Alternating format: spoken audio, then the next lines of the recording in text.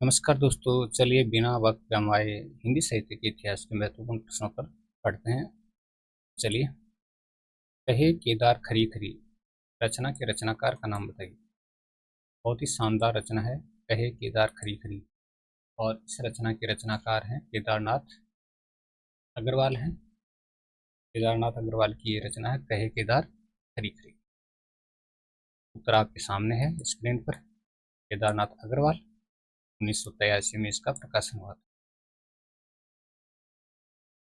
अपूर्वा रचना के रचनाकार का नाम बताइए। अपूर्वा रचना है और इसके रचनाकार कौन है?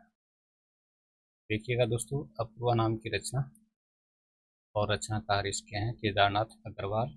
1984 में इसका प्रकाशन हुआ था। 1984 में प्रकाशन।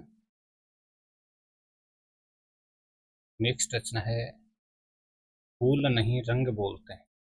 बहुत ही शानदार क्वेश्चन आपके सामने है। का प्रकाशन कब हुआ? फूल नहीं रंग बोलते हैं का प्रकाशन कब हुआ? 1965 में, और ये केदारनाथ अग्रवाल की रचना है। फूल नहीं रंग बोलते हैं का प्रकाशन कब हुआ? 1965 में, केदारनाथ अग्रवाल की ये रचना है। बहुत ही शानदार से शानदार प्रश्नोत्तर आपके सामने रहे हैं और आप लगातार देख भी रहे हैं और अपनी तैयारी को आगे भी बढ़ा रहे हैं। युग गंगा रचना के रचनाकार का नाम बताइए। ये गंगा, और इसके रचनाकार केदारनाथ अग्रवाल और प्रकाशन इसका देखिएगा। युग के गंगा रचना के रचनाकार केदारनाथ अग्रवाल और प्रकाशन 1947 में हुआ था। चलिए दोस्तों, आगे बढ़ते हैं। नींद के बादल रचना के रचनाकार का नाम बताइए।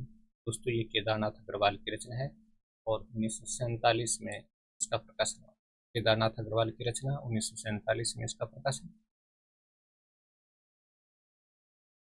आचार्य रामचंद्र शुक्ल का जन्म कब हुआ? आचार्य रामचंद्र शुक्ल का जन्म 4 अक्टूबर 1884 को हुआ था। 4 अक्टूबर 1884। नेक्स्ट क्वेश्चन देखते हैं।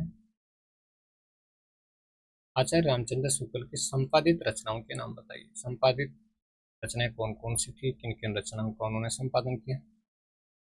तो गोस्वामी तुलसीदास, इनकी संपादित रचना थी जिसका संपादन किया। राजसी ग्रंथावली का संपादन इन्होंने किया। भरमर गीत सार का संपादन किया और हिंदी शब्द सागर का संपादन किया। 4 रचनाओं का उन्होंने संपादन किया। राजसी ग्रंथावली, भरमर गीत सार, हिंदी शब्द सागर और ऊपर एक रचना गोस्वामी तुलसीदास। तो चारों रचनाओं के नाम याद होने चाहिए हमें। राजसी ग्रंथावली का, गोस्वामी तुलसीदास का, भ्रमर गीत सार का और हिंदी शब्द सागर का। और 5वीं जो पत्रिका थी काशी नागरी प्रचारणी पत्रिका। 4 तो ये क्या थे, ग्रंथ थे, और 5वीं थी पत्रिका। आचार्य रामचंद्र शुक्ल की निबंध रचना चिंतामणि के कितने भाग हैं? अब बहुत से साथी कोई 3 बताएगा, कोई 2 बताएगा, लेकिन वास्तविक रूप से कितने भाग हैं? और इनके 4 भाग हैं। कितने भाग है दोस्तों? 4 भाग हैं। हिंदी आलोचना जगत में वैज्ञानिक आलोचना का सूत्रपात किसने किया? वैज्ञानिक आलोचना का सूत्रपात करने वाले कौन थे?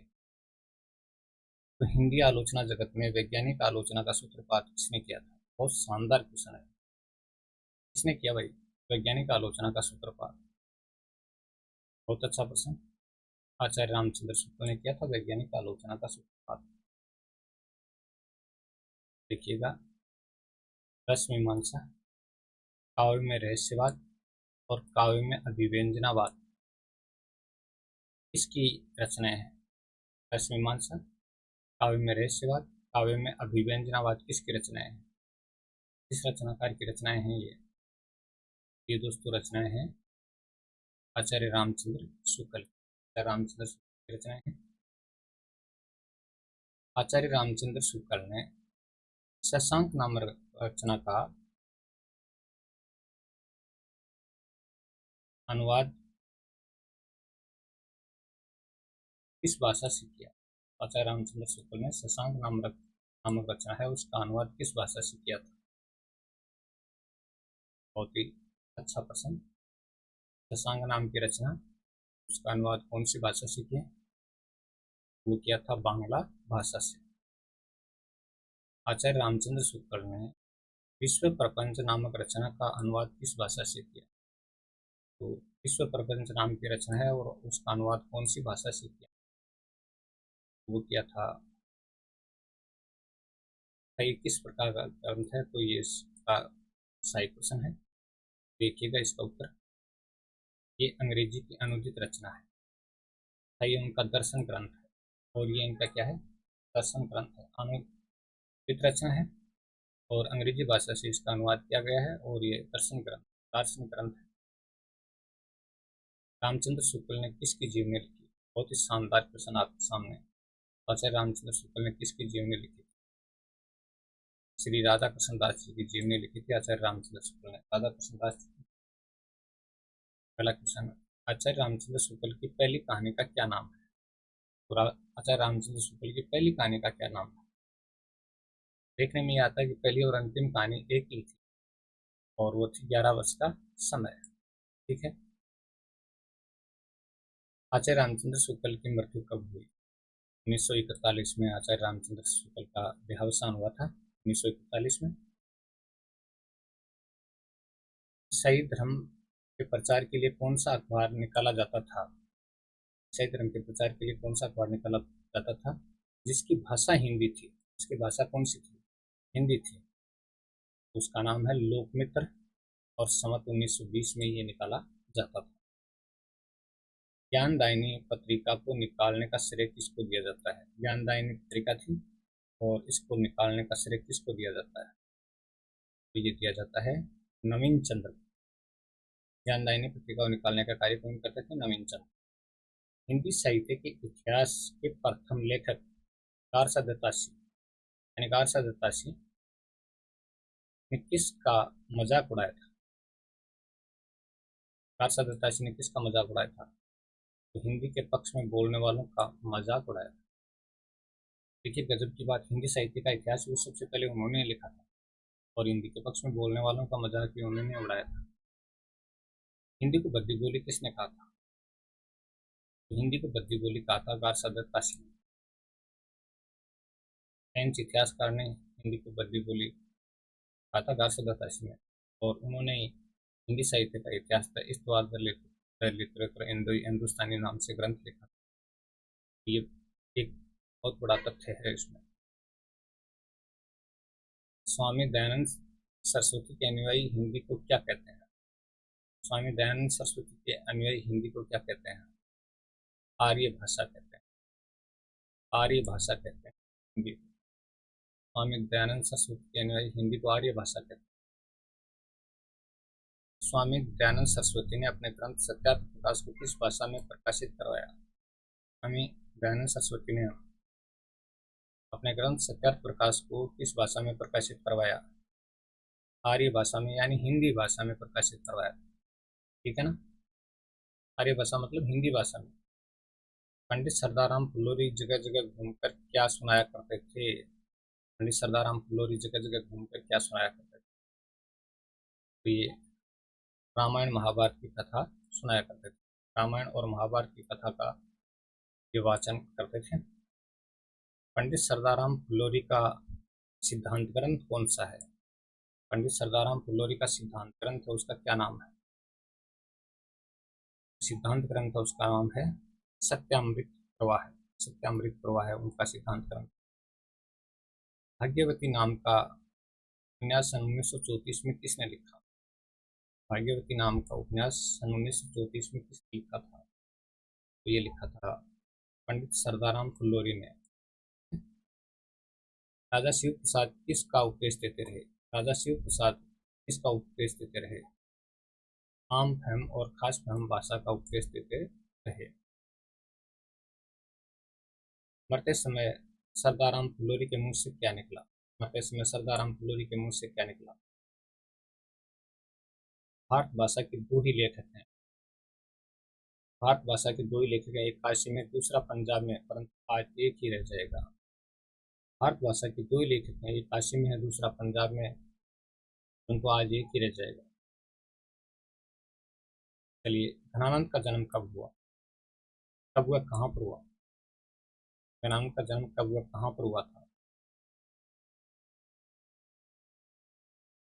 विक्रम संवत 1770 के लगभग उत्तर प्रदेश के बुलंदशहर में हुआ था। विक्रम संवत 1746 के आसपास उत्तर प्रदेश के बुलंदशहर में 1746 के आसपास। घनानंद का निधन कब हुआ? 1796 में घनानंद का निधन हुआ था। 1796 में। घनानंद रीतिकाल की किस काव्यधारा के कवि थे? घनानंद रीतिकाल की कौन सी काव्यधारा के कवि? रीतिमुक्त काव्यधारा के कवि थे घनानंद, रीतिमुक्त काव्यधारा के। घनानंद किसके दरबार में मीर मुंशी पद पर आसीन थे? इनके दरबार में मीर मुंशी पद पर आसीन थे। तो दिल्ली के बादशाह मोहम्मद शाह रंगीली के दरबार में मीर मुंशी पद पर आसीन थे। घनानंद ने दिल्ली के दरबार में किसके कहने पर अपना संगीत सुनाया?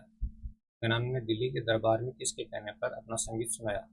सुजान के कहने पर संगीत सुनाया था। किसके मना करने पर घनानंद को वैराग्य उत्पन्न हो गया? इसके मना करने पर घनानंद को वैराग्य उत्पन्न हो गया। सुजान के मना करने पर घनानंद को वैराग्य उत्पन्न हो गया। घनानंद ने वृंदावन जाकर किस संप्रदाय में दीक्षा ली? घनानंद वृंदावन चले गए और वहां पर जाकर कौन से संप्रदाय में दीक्षा ली? निम्बार्क संप्रदाय में उन्होंने दीक्षा ली थी घनानंद ने। घनानंद को मुख्यतः कवि माना जाता है। श्रृंगार रस का प्रेम की पीर का कवि माना जाता है। श्रृंगार रस और प्रेम की पीर का कवि माना जाता है। सुजान सागर वीर लीला कोकसार रस केली बल्ली इसगलता। सुजान सागर वीर लीला कोकसार रस केली बल्ली इसगलता। ब्रज विलास कृपाखंड गोकुल गीता रचना के रचनाकार कौन है? इन रचनाओं के रचनाकार घनानंद है। घनानंद की रचनाएं हैं सारी की सारी। प्रेम मार्ग का ऐसा प्रवीण और धीर पथिक जमादानी का ऐसा दावा करने वाला ब्रजभाषा का दूसरा कवि, ब्रजभाषा का दूसरा कवि नहीं हुआ। घनानंद के बारे में किसने कहा? तो ये कहा था आचार्य रामचंद्र शुक्ल ने। ठीक है। ठाकुर बुंदेलखंडी का दूसरा पूरा नाम क्या था? बुंदेलखंडी का पूरा नाम तो लाला ठाकुरदास था। ठाकुर बुंदेलखंडी का पूरा नाम लाला ठाकुरदास।